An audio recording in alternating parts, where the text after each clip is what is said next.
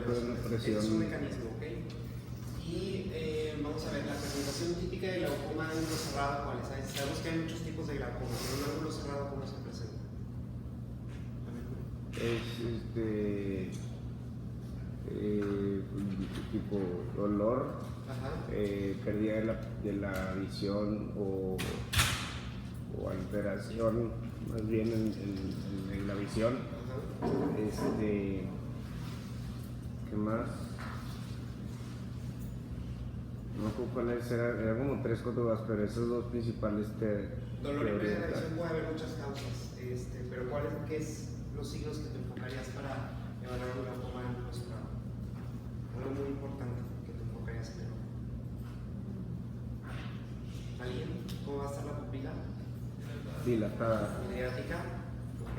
Y la córnea edematosa, ¿ok? Entonces es ojo rojo con dolor asociado a náusea, vómito, pupila midriática con edematosa, es igual a glaucoma de ángulo cerrado. Que descartar. 4 factores de riesgo para padecer glaucoma primario de ángulo abierto. ¿Okay? ¿Qué porcentaje forman todos los glaucomas del ángulo abierto? 90%. 90%. ¿Ok? ¿Cuáles son los factores de riesgo que ustedes van a identificar de un paciente? Edad. Historia familiar. ¿Edad cuánto? Mayor a 60. En realidad, sí, ahora se ha puesto más estricto, mayor de 40, pero sí, 60 es lo que viene en los libros. ¿Okay? ¿Qué más? Historia familiar de glaucoma. Ese es el más importante. ¿Okay? Antecedentes familiares de glaucoma. ¿Otros? Y eso siempre en las historias clínicas pregunten, aunque suene repetitivo, ¿hay alguien con glaucoma en la familia? Sí o no. Pero hay muchas veces que las personas no se los van a decir o no saben porque no consultaron sus familiares. Entonces, ¿cómo van a preguntar? ¿Cuál es una manera directa de saber si algún familiar tuvo glaucoma? Alta presión en el ojo. Alta presión o uso crónico de gotas, usaba gotas para bajar la presión, o casos de ceguera en la familia. Siempre preguntan, ¿hay ceguera en la familia? Sí. ¿Y a qué lo atribuyen? No, pues que era diabético, que tenía cataratas, o bien que no saben y se empezó a quedar ciego y eso. Entonces, esa es una forma indirecta de saber. ¿Qué otro factor de riesgo? Raza, sí. ¿Quiénes tienen más glaucoma? Afroamericans, ¿quién más? Y nosotros, ¿verdad? Hispanos, ¿ok? ¿Otro? Diabetes. En general no es tan importante. Los vasculares sí, pero diabetes, hipertensión no es así como que vayan a hacernos glaucoma por eso. ¿Qué otro? Que seas miope, ¿no? Exactamente, la miopía es un factor. ¿Qué otro? Para ángulo abierto. Que uses esteroides. El uso crónico de esteroides, corticoides tópicos. ¿Qué otro? Decía algo del pupi. La relación con padisco, eso sí lo vamos a ver. Y de la córnea, ¿quiénes tienen más riesgo de padecer glaucoma? ¿Córneas gruesas o delgadas? Delgadas. ¿Ok? Córneas. Es un factor de riesgo. Ahorita los vamos a ver más adelante. ¿Cuál es la presión intraocular normal? Pregunta nacional. 12, 22. De 12 a 20. 21. 21 es el límite superior. Y ahorita vamos a ver por qué. ¿Qué tipo de pérdida visual causa el glaucoma?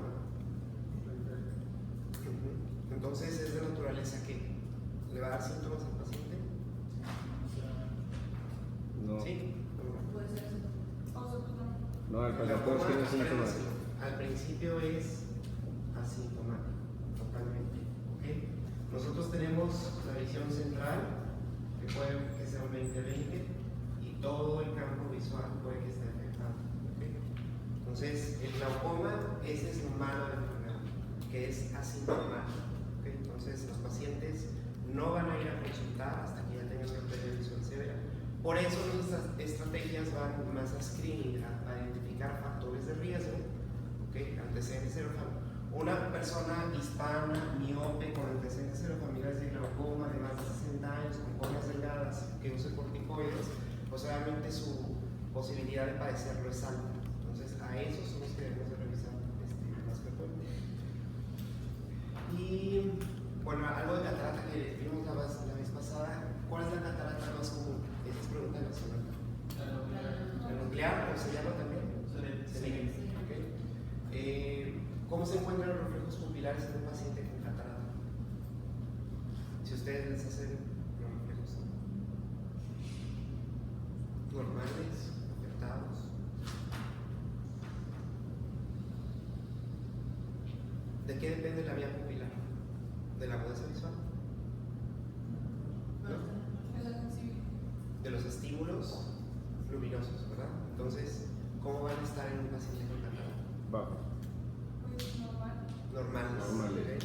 Porque no tienen afectada ni la vía aferente ni la vía eferente, simplemente no llegan a la retina de una forma clara.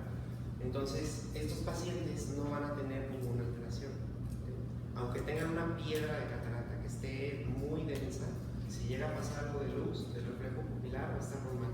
¿Y cuántos reflejos conocen?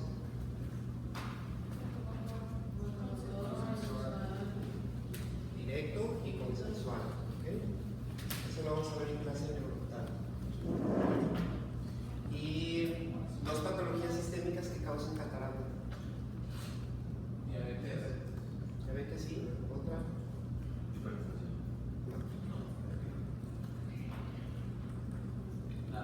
La galactosemia. Amiloidosis, galactosemia, enfermedades de almacenamiento lisosomal, ¿sí? ¿Quiénes desarrollan más catarata? Que les dije, es un tipo de paciente alérgico. Los que tienen Dermatitis atópica, ¿okay? Desarrollan más. Bueno, entonces como definición, y esta apréndenselo por favor, yo creo que esta es la más importante. Acabo de estar en el DF en un hospital donde estaba notando a un estudiante del poli y le preguntaron qué es el glaucoma. ¿Qué creen que contestó? Presión del ojo. ¿Okay? Y eso es lo que quiero que nunca contesten ustedes. La definición es una neuropatía óptica, ¿okay? Progresiva. ¿Qué quiere decir esto? Es una enfermedad del nervio óptico que está asociada a elevación de la presión intraocular. Asociada, pero no quiere decir que sea la causa. ¿Por qué? Porque hay glaucomas normotensos. ¿Eso qué quiere decir? Que tiene la presión intraocular en límites normales. Entonces, apréndense eso. Es una neuropatía óptica progresiva. Arriba es un nervio que normal o afectado. Esto de aquí. Está afectado. ¿Por qué? Por. ¿Cómo se llama la estructura? ¿Cómo se llama?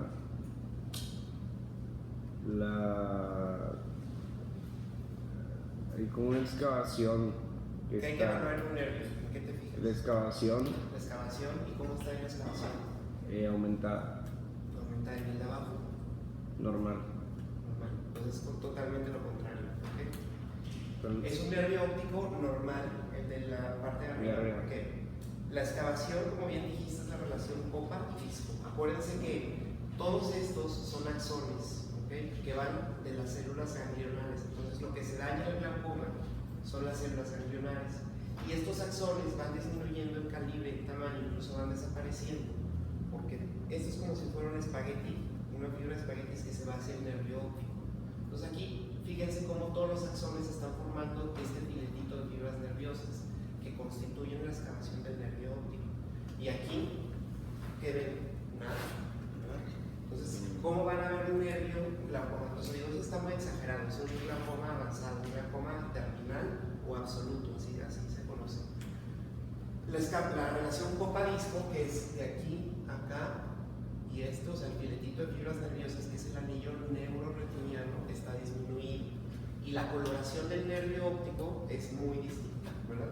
O sea, el nervio normalmente es naranjita, rosita, así como el de arriba. Cuando hay un daño glaucomatoso se ve pálido. Y se llega a observar una estructura posterior que tiene como agujeritos acá, que se llama como, que es por donde discurren las fibras del nervio óptico. La lámina cribosa, ¿okay?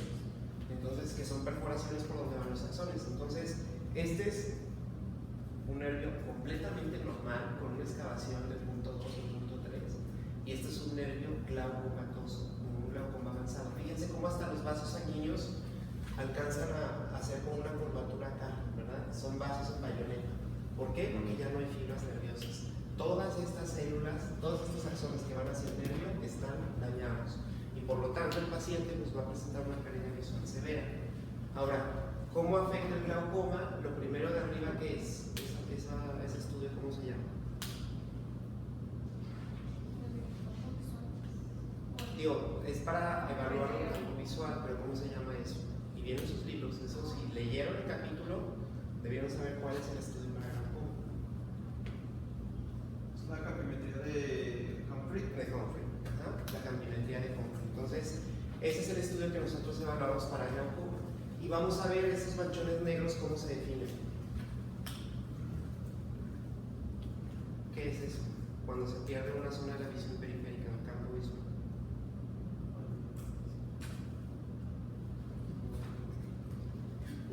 Un escotoma, ¿verdad? Entonces esos son escotomas.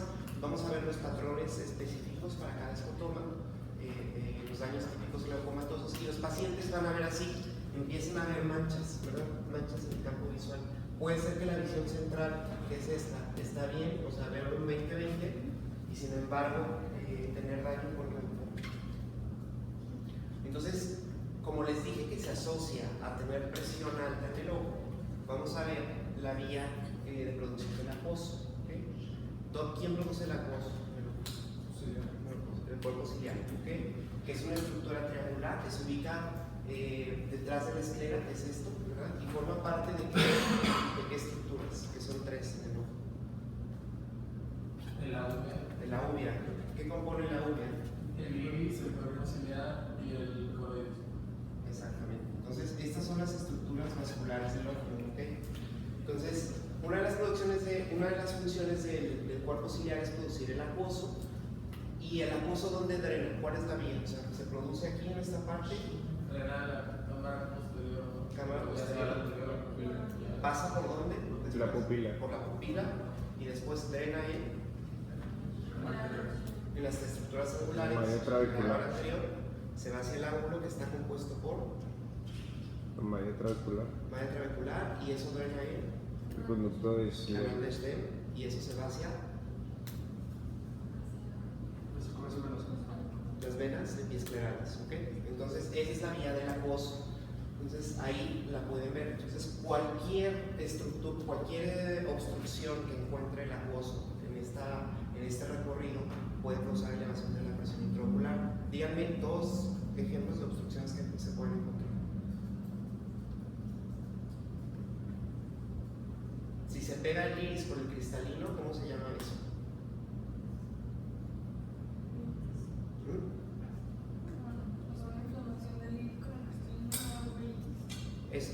Pero ¿cómo se llama ese signo? Cuando el iris está pegado al cristalino. Bloque ocular.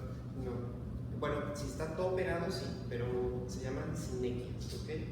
Si está sinequiado el iris con el cristalino, es una sinequia anterior, ¿ok? Perdón, posterior. Si es anterior, es porque el iris está pegado a el ángulo, ¿ok? Entonces, un bloqueo pupilar te puede dar, por sinequias, te puede dar una obstrucción de la presión ocular y elevación de la presión, o también un glaucoma de ángulo cerrado, que es el iris se pega hacia la córnea y obstruye las estructuras de drenaje.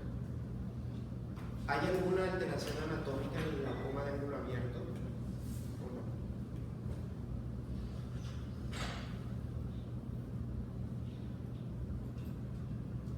O sea, en un glaucoma de ángulo abierto, ¿por qué se eleva la presión? Porque hay disminución del drenaje del humor.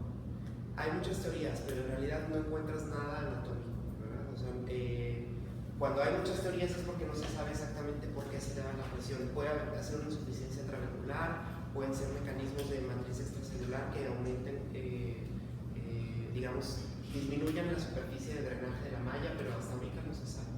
Entonces, la mayoría de los glaucomas son de ángulo abierto, 90%. Esta es pregunta nacional, ¿ok? Solo el 10% constituyen el ángulo cerrado y esta es una urgencia, ¿ok?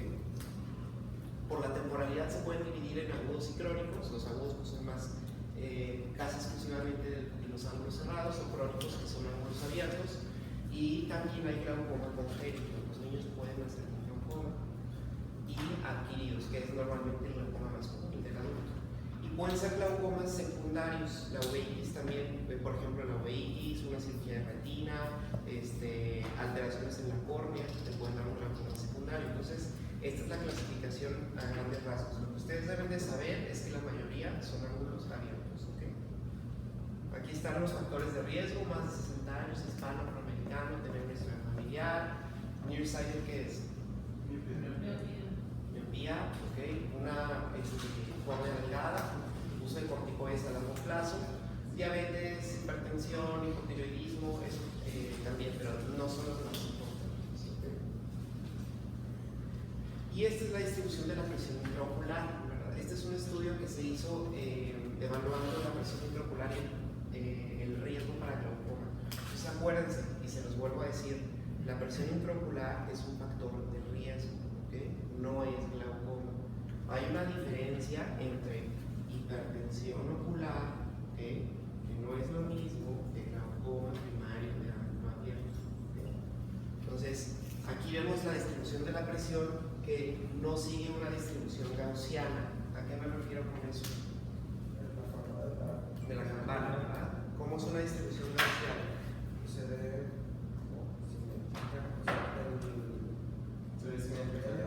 La media y dos desviaciones estándares y medio. ¿Okay? Entonces aquí no tiene esa forma. Vean cómo la colita va hasta acá. Entonces, esto rojo es el riesgo de glaucoma. Vean cómo el riesgo de glaucoma con presiones abajo de 15 pues es muy bajo, y si sobrepasamos 21 la curva va aumentando.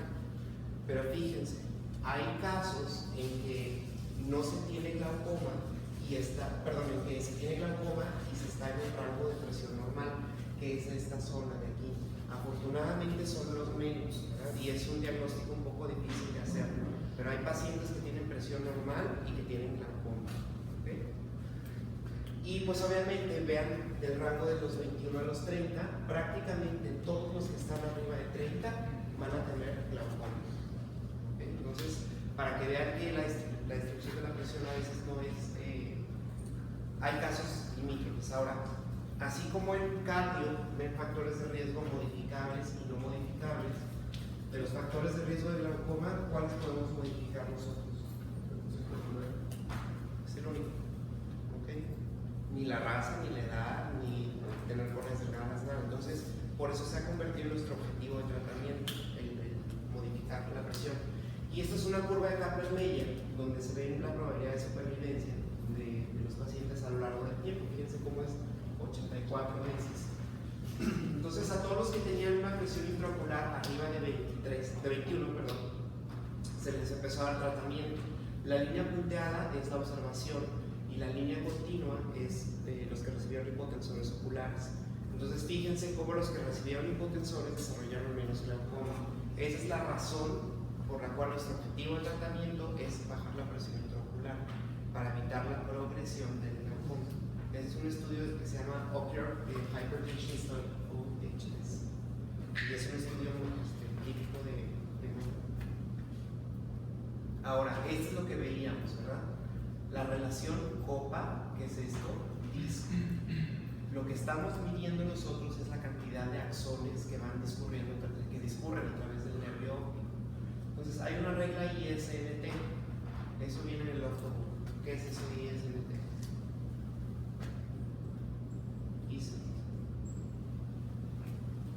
Es el grosor del... Pues ahí dice acá. La distancia, ¿ok? Entre ahí está, entre el disco y la posición que se doblan los vasos, y eso es para medir exactamente los axones. Entonces, lo más grueso va a ser la porción inferior del nervio. Vean cómo aquí el anillo neuroretidiano está grueso, o sea, hay muchos axones en esta zona superior, nasal y temporal. ¿Okay? Entonces, conforme va así, va disminuyendo el grosor. Entonces, lo más grueso es inferior, superior, nasal y temporal. Esa es la regla ISEN para el glaucoma. Entonces, si ven una zona inferior disminuida, pues obviamente van a sospechar de glaucoma. Aquí vemos cómo, fíjense cómo está aumentada la excavación, ¿okay? Y fíjense cómo los vasos se doblan, o sea, están como en bayoneta, y estas son hemorragias en flamas que son patognomónicas de glaucoma. Se ven mucho en glaucoma normotenso. Entonces ustedes cuando estén utilizando el oftalmoscopio lo que deben de evaluar es eso. A lo mejor no ven tanto detalle del anillo neurorretiniano, pero si ven un nervio pálido, o sea, blanco, que no se ve rosa ni naranja, eso lo tienen que referir al oftalmólogo. ¿Okay? Estos son el tipo de daño en el campo visual. Vean cómo, pues, esta que es, esta bolita que es, porque está constante en todos.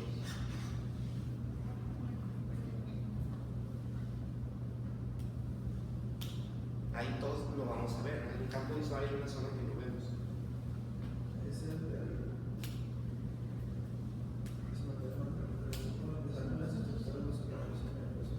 Representa el nervio óptico, pero ¿qué es? El punto ciego, blind spot. Entonces, todos vamos a tener eso en el campo visual.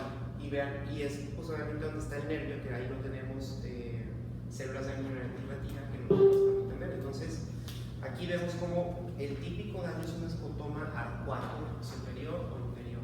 Entonces se va haciendo. ¿Por qué arcuato? Porque imagínense que sigue la distribución de las fibras nerviosas. También defectos paracentrales, y paracentrales porque están al lado del centro. ¿Okay? Aquí van creciendo, incluso se pueden unir hasta que los pacientes quedan en visión en túnel. Entonces, un paciente con glaucoma puede ver 20/20, un glaucoma avanzado. Sí. Sí, puede ver 20/20 y estar ciego legalmente. Y esta es la progresión en la cantimetría de Humphrey. Este es durante 8 años. Vean cómo aquí se empieza a dibujar el escotoma, va progresando hasta que se hace un arcuato superior. Y este es cómo ven las personas con glaucoma, ¿verdad? Este es glaucoma avanzado o absoluto. Bueno, este es extremo, yo lo pongo como extremo. Entonces, en glaucomas tempranos, cuando se empiezan a dañar las fibras, los pacientes no van a notarlo para nada. O sea, hay pacientes que llegan con 35 de presión intraocular y jamás les dolió el ojo, nunca se quejaron de algún escotoma ni nada. Ahora, ¿por qué sí van a consultar los pacientes? ¿Cuál es un motivo de consulta que lleguen y es que quiero que me cheque la presión del ojo? Porque sabes que la tengo alta. Que lo ven diario en la consulta. ¿Y van a chocar con los No.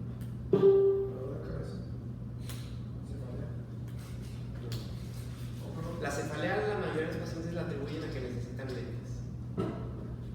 Ojo rojo sí. ¿Y cuál es un diagnóstico muy común? Que es un diagnóstico que lo pueden ver a 10 metros de distancia.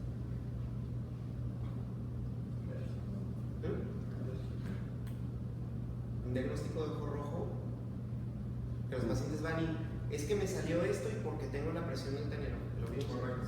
Hemorragia subconjuntival, eso es súper común. Está el ojo aquí así y todo esto está lleno de sangre, incluso se puede ver un coágulo aquí. Y los pacientes van y dicen, es que tengo la presión alta en el ojo. ¿Okay? Y ahí, ¿qué es lo que le deben de decir al paciente? Es peligroso para el ojo. Eso ya lo vimos, ¿eh? No, ¿por qué no? Porque se va a drenar. Porque se va a drenar o absorber. Absorber, ¿ok? Entonces es una hemorragia que está por debajo de la conjuntiva, no afecta ninguna estructura interna del ojo, pero sí lo deben educar en cuanto a qué. ¿Qué es lo primero que hay que descartar en ellos? ¿Hipertensión qué? Intraocular. A ver, ¿cómo hipertensión intraocular? No, nada tiene que ver una hemorragia subconjuntival con presión en el ojo. Nada, absolutamente nada. ¿Cuál es el mecanismo de daño para un vaso sanguíneo subconjuntival si se eleva la presión del ojo? Ninguno. O sea, no se va a estirar el ojo de tal manera que rompa los capilares o las venas. Entonces, en nada tiene que ver eso, pero sí pone en riesgo al paciente para una patología sistémica que es hipertensión arterial. ¿Okay? Entonces, todos los hemorragias subconjuntivales les deben de medir la presión arterial. ¿Okay? Y no las manden, por favor, a urgencias de oftalmos. Es un diagnóstico que puede manejar el médico general perfectamente. ¿Cómo van a tratar una hemorragia subconjuntival? Con aspirina. No, Pues no, ¿por qué no? empeoras de Pues hemorragia. sí, empeoras, ¿por qué? La aspirina clínica, La COP 2, 1 y 2. la agregación plaquetaria, ¿ok? Entonces, realmente no, ¿qué le van a dar al paciente? Ya vaya a su casa ya.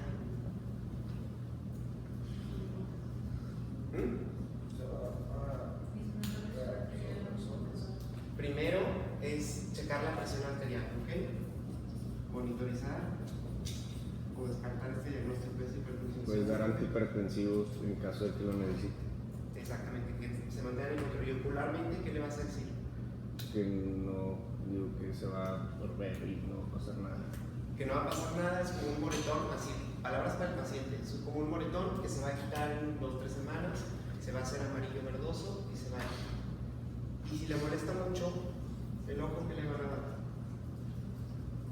se siente como basuritas, porque obviamente si hay un coágulo va a existir una elevación de la conjuntiva. Esto va en cada parpadeo va a significar como una sensación de cuerpo extraño. ¿Mente? Lágrimas artificiales es lo mismo. Gotitas. Y obviamente le dices que se evite tallar el ojo, porque tallarse el ojo pues puede causar que se rompan otra vez los vasos. Entonces, el glaucoma de ángulo cerrado, que es el 10% de los casos, se presenta en pacientes con un factor de riesgo anatómico. ¿A qué me refiero con un factor de riesgo anatómico?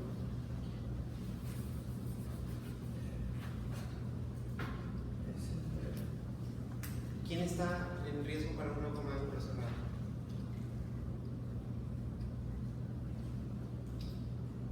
Los pacientes miopes. No, al contrario. No, era que tenía el ojo más chico, más. Ajá. Y si tiene el ojo más pequeño, es un ojo que hipermétrope. ¿Okay? Entonces, ¿qué pasa con los ojos hipermétropes? ¿Qué estructura tienen más pequeña? El iris. ¿Qué es lo primero? ¿Qué dice ahí? La cámara anterior. La cámara anterior estrecha. ¿Okay? ¿Y eso cómo lo van a evaluar? Es la distancia que existe entre ¿qué y qué? La córnea y el iris. La córnea y el iris. Entonces, pacientes con cámaras anteriores estrechas tienen un factor de riesgo para el glaucoma de ángulo cerrado. ¿Y cómo se va a presentar? ¿Cuál es la típica historia? Condiciones que causan una midriasis. Entonces, pacientes que de repente van al cine, eso es un caso nacional. Una señora de 72 años fue al cine, estaba viendo la película, salió de ahí, empezó con náusea, vómito, dolor ocular, ojo rojo y pérdida de la visión. Entonces, ¿qué es eso? Un glaucoma de ángulo cerrado. Y obviamente lo van a ver con la córnea. ¿Cómo se ve ahí? Ese claudicornea. ¿Por qué la córnea pierde su transparencia? Porque la parte interna de la córnea, que es el endotelio, se rompe y empieza a causar como... No se rompe, Sí. pero no deja de funcionar. deja de funcionar. Y causa ahí como agregaciones de... Digo, y como que la misma... Sí, se puede hematizar por el humor acuoso que se filtra hacia el endotelio. ¿Hacia qué? A ver, ¿cuáles son las estructuras? Hacia el estroma. Este es el interior, este es el humor acuoso. ¿Okay? Se mete al estroma, La primera estructura que está aquí, ¿cuál es? epitelio. El epitelio. ¿Okay? Después del epitelio, ¿qué sigue? La de Bowman. Y luego El estroma.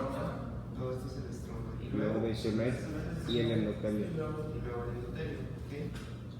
La función del endotelio es como el mantener la córnea deshidratada, porque el estroma se compone de lamelas que van así. Entonces, el humor acuoso nutre a la córnea en esta parte porque es una estructura vascular. Entonces, lo que sucede es que es tanta la presión intraocular que causa una disfunción del endotelio y la córnea se empieza a hidratar todo. Incluso puede haber bulas. Las bulas son estas cositas que están aquí. Entonces, es tanto el líquido que viaja a través de las lamelas y te hacen pequeñas burbujitas aquí, como ampollas. ¿Okay? Entonces, esa es la razón por la cual la córnea se ve así. Y arriba vemos el tratamiento de un glaucoma de ángulo cerrado. ¿Cuál es?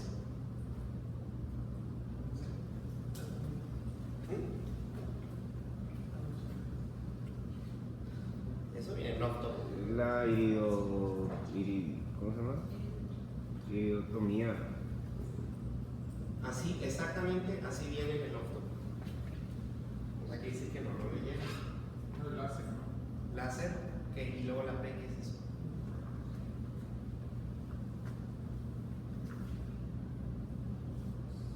Pues abran su compu, si quieren verlo ahí, tengan abierto el óptimo. No les da tanta flojera. Láser peripheral iridotomy, ¿ok? Que es la iridotomía que ponemos allá. ¿Cuál es el objetivo de hacer una iridotomía? ¿Ese hoyo para qué sirve? Evitar No, que el humor acuoso pase de la cámara posterior a la cámara anterior. Esa es la función, comunicar la posterior con la anterior, ¿ok? Entonces, ¿qué está contraindicado en un paciente que tiene cámaras anteriores estrechas?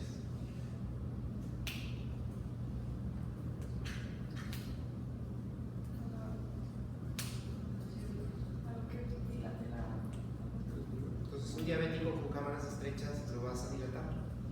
No, hasta que se haga la iridotomía, para que cuando el iris se dilate exista una comunicación entre las dos cámaras y no rompa el contacto cerrado. ¿Okay?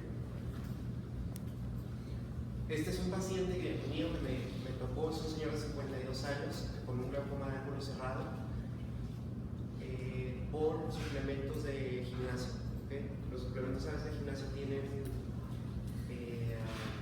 catecolaminas, entonces causan una estimulación adrenérgica, eso causa que la pupila se haga midriasis y me llevo con un glaucoma de ángulo cerrado. Y secundariamente pueden hacer una catarata, que estas estructuras son de la cápsula anterior, es un glaucoma flecken, así se llama. Y es que se eleva tanto la presión intraocular, el medio con 60, que las células de la cápsula anterior se necrosan y por eso hacen esa catarata. Entonces, ojo, muchas veces quien está predispuesto anatómicamente no es la historia del cine, es cualquier cosa que les haga dilatar la pupila. Y puede ser desde suplementos de gimnasio que tienen muchas cosas para estimulantes del sistema nervioso autónomo, o bien gotas para la nariz. ¿Okay? ¿Qué tienen las gotas para los vasoconstrictores nasales? El afrin que tiene. Oxi.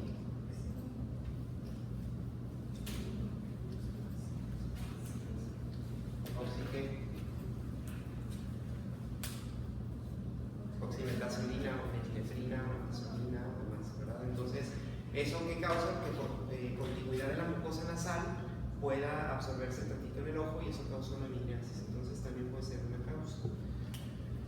¿Cómo van a tratar un glaucoma de ángulo cerrado? Y eso les va a tocar a ustedes porque van a ir con ustedes como médicos generales y después ya ustedes.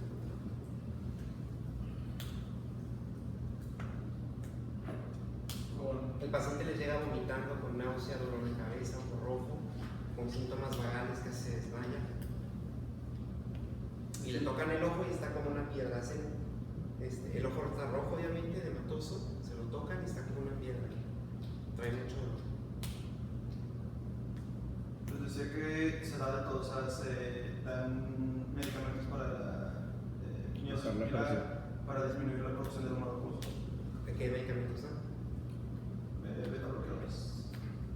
A ver, dígame un medicamento que cause una miosis. Cause miosis pupilar. La pilocarpina, ok. Le pueden dar pilocarpina, hipotensores oculares, está bien. Un beta bloqueador está bien. Darle timolol, ok. ¿Qué más? Okay. ¿Cuáles son? Pues lean, ¿verdad?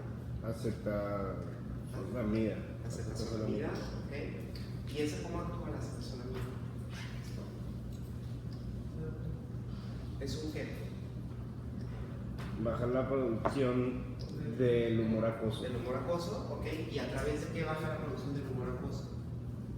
Por la inhibición de la anidrasa carbónica. De la anidrasa carbónica, ok. Y en general la acetazolamida, si yo les preguntara a qué grupo de fármacos pertenece. Es un diurético que actúa en dónde? Desde ASA o dónde? ¿En qué parte?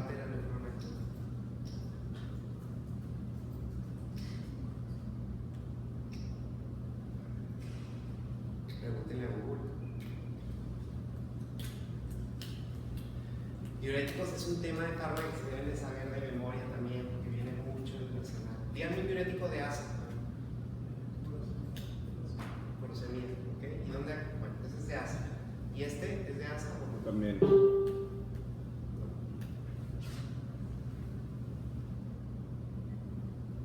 La espironolactona es de asa o no? ¿Dónde? Ajá.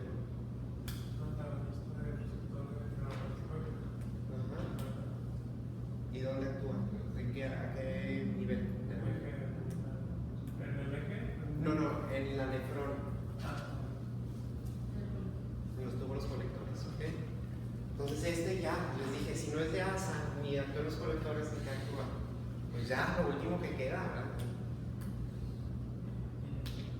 Pues el túbulo proximal, ¿ok? Que no llevaron nefrona o fármaco o nada.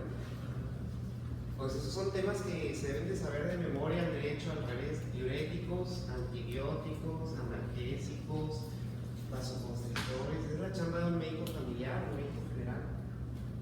Entonces, ¿qué pasa con la cetazolamida? ¿Cuáles son los efectos secundarios? Ok, nivel anidrasa, baja la presión intraocular. ¿Para qué más se utiliza? Intracraneal, ok. ¿Y qué se tira en la orina?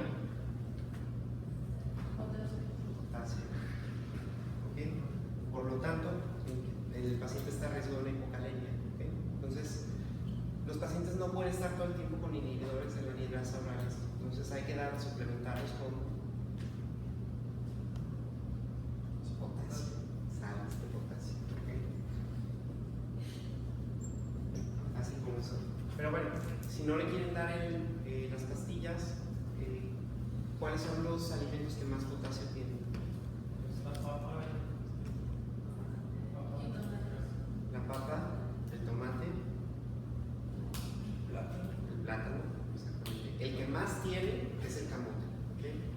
Es el que más potasio tiene, pero bueno, no todo el tiempo va a estar comiendo eso. Entonces, vegetales de hoja verde también tienen tomate, plátano, eso lo pueden suplementar para aumentar sus niveles de potasio. Entonces, ya le dieron el inhibidor de la anidrasa carbónica, ¿okay? En las consultas también para bajar la presión intraocular, otro mecanismo alternativo de la inhibición de la anidrasa, ¿cuál es? Que también sirve para bajar la presión intracraneal. Otro medicamento que baje la presión intraocular sistémico.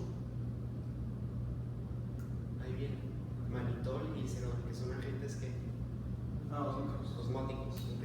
Entonces van a canalizar al paciente, le van a pasar manitol al 20% y eso va a reducir la presión intraocular. ¿Y la náusea, cómo se la van a tratar?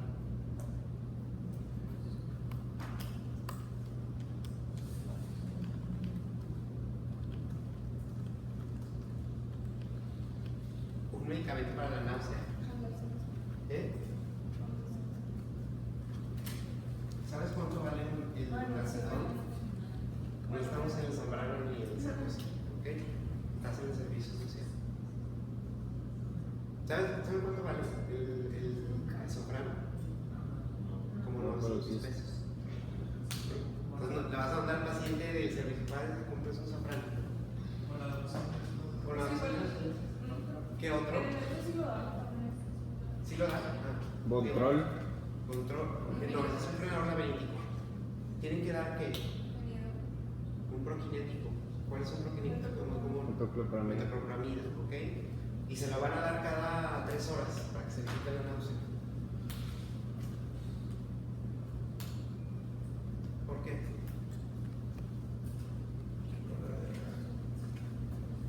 ¿Qué causa la metoclopramida? 10 miligramos, que estas vienen las tabletas, se lo van a poner cada 3 horas para la náusea.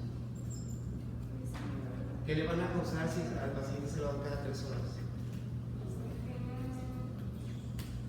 ¿Síntomas qué? Extrapiramidales. ¿Okay? Y eso es muy común. Cada que tenga náusea, tómese la metoclopramida. Se da cada 8 horas máximo. ¿Okay? Entonces, para que tengan cuidado con eso.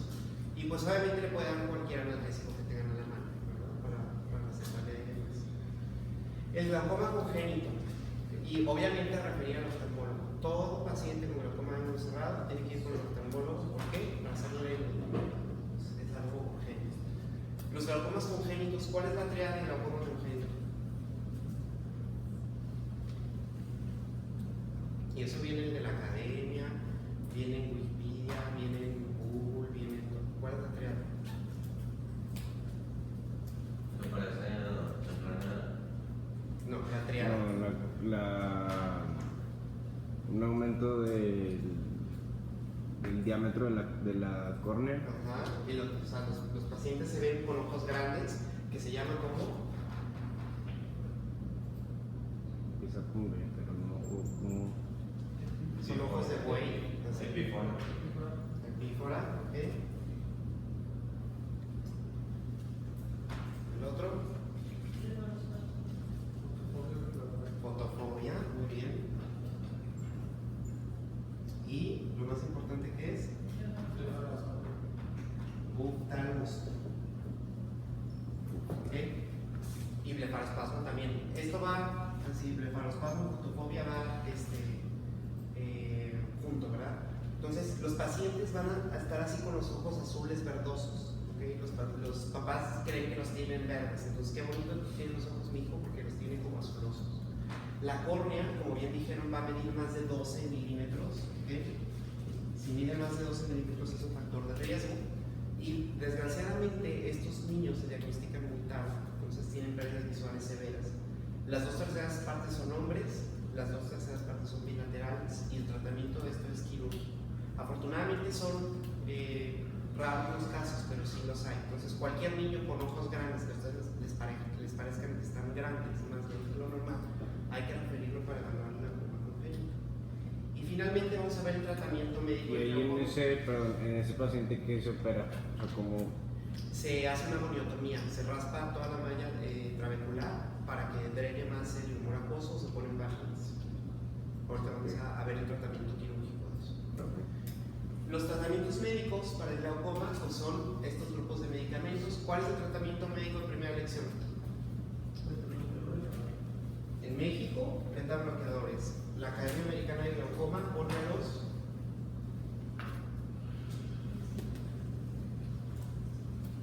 ¿qué? los agonistas de prostaglandina. Análogos de prostaglandinas, ¿ok? Entonces, si van a contestar el nacional, contesten un beta bloqueador, que es el timolol, ¿okay? El que tenemos aquí. Nosotros no lo tenemos disponibles. ¿Cuáles son los efectos secundarios de un beta bloqueador?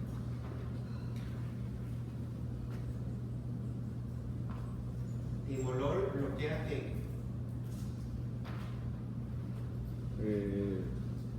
Beta 1 y 2. Entonces, en un paciente con asma, Exactamente.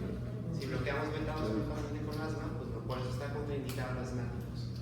Los mióticos, que es un parasimpático mimético, ¿okay? Como en este caso la pilocarpina, se ven glaucomas de ángulos cerrados para obviamente causar una miosis y abrir las estructuras angulares, pero no se utilizan para glaucomas de ángulos abiertos porque pues, no tienen ninguna razón y causan muchos efectos secundarios. Los inhibidores de la anidrasa, que disminuyen la producción del acuoso, pues ya vimos que hay tópicos, en este caso dorzolamida y brinzolamida, y orales, la cetazolamida. ¿Okay? Los alfa-1 agonistas, en este caso la brimonidina, que es un ¿qué? Alfa.